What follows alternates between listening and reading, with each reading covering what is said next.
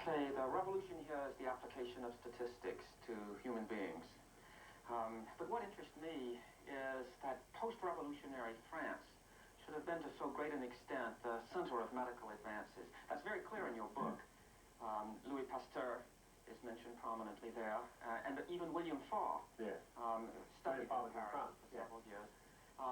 Why was it that France was so important a center in this respect? It was obviously due to something more than an abundance of corpses. Well, yeah, that was pretty important, though. I mean, to do studies quite as extensive as that, you had to have lots of bodies, live and dead. One of the reasons I think most people agree was that at the time, in that century, it was very popular to think in terms of numbers, the size of the population being vital to the power and wealth of the country. So much so that some countries kept their population statistics secret, however crudely collected they had been. So numbers were important. Then one must realize that the French Revolution was something absolutely unheard of. I mean, they took a king and got rid of him, and then they chopped off aristocrats' heads with impunity. This was absolutely appalling, and that's why as soon as it happened, everybody else, almost everybody else in Europe, jumped on the French. I mean, they were attacked on all sides by the major powers. So the matter of having enough men in a healthy enough state to defend the country became also of paramount importance. So I think there was a bit of a vested interest there in concentrating quite so much on the health of the nation, being able to defend the nation, really, in a sense. You do talk at the end about the social consequences of this revolution, of the application of statistics to human beings.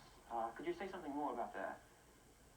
Well, I think what comes out of it, at least what I hope came out of the series there, the program there, was that in the modern world, the coming together of statistics and medicine creates a situation where there is a sort of accepted norm, social norm, and if you depart from it, there's something wrong with you. But it's not something wrong with society or the community, it's something wrong with you. We have isolated disease, we've fragmented and dissected the matter of disease in human beings to the extent that when something's wrong with you, we cure the bug.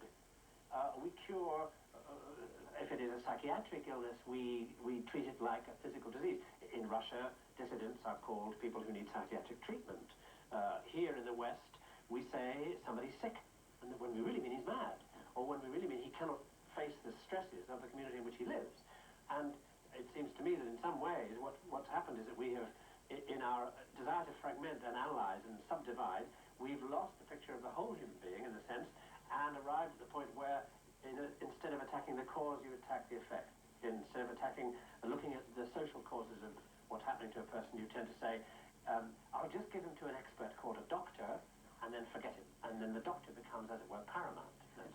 That does raise an interesting paradox. In the 18th century, if the patient recovered, it was probably for psychosomatic reasons.